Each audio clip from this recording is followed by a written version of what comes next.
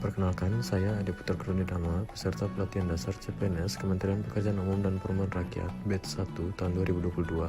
Ini adalah tugas saya mengenai pemahaman, refleksi diri, dan unjuk tekad penerapan nilai adaptif dan kolaboratif. Dalam melaksanakan tugasnya, ASN kerap kali dihadapkan dengan perubahan-perubahan di lingkungan kerja, seperti ASN PUPR yang seringkali harus menghadapi lapangan pekerjaan yang sangat dinamis, rentan terhadap perubahan-perubahan, atau ASN yang diperhadapkan terhadap perkembangan teknologi yang pesat. Apa itu adaptif? Adaptif menurut KBBI adalah mudah menyesuaikan diri dengan keadaan. ASN yang adaptif diharapkan memiliki cara berpikir yang kritis dan kreatif. Adapun dimensi kreativitas yang mendukung sikap adaptif ASN antara lain kefasihan atau kelancaran, fleksibilitas, kemampuan mengolaborasi, dan orisinalitas. Implementasi sikap adaptif pada ASN yang berakhlak antara lain yang pertama, tidak takut terhadap perubahan melainkan suka tantangan berupa perubahan. Yang kedua, selalu melihat dan dapat memanfaatkan peluang-peluang berubah-ubah. Yang ketiga, mampu mengantisipasi dan beradaptasi dengan perubahan-perubahan yang terjadi di lingkungan sekitar. Yang keempat, memperhatikan kepentingan-kepentingan yang diperlukan antar instansi, mitra, masyarakat, dan sebagainya. Dan yang terakhir adalah mendorong jiwa kewirausahaan. Kemudian, apa itu kolaboratif?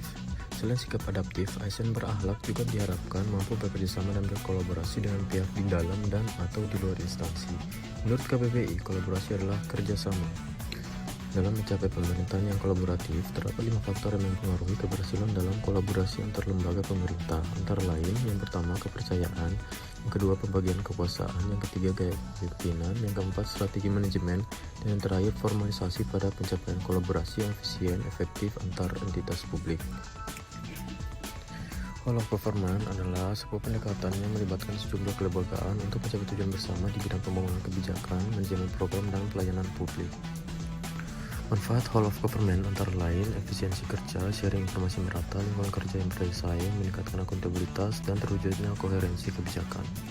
Implementasi Whole of Government dapat dilakukan melalui beberapa jenis cara antara lain. Yang pertama, penguatan koordinasi antar lembaga. Kedua, membentuk lembaga koordinasi khusus dan permanen. Yang ketiga, membentuk gugus tugas sebagai bentuk pelembagaan koordinasi di luar struktur formal dan sifatnya tidak permanen.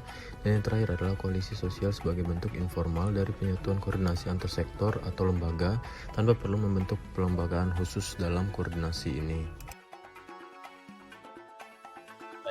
Ade Putra siap bekerja dengan adaptif dan kolaboratif demi membangun infrastruktur Indonesia yang lebih maju. Saya bangga menjadi ASN PUPR.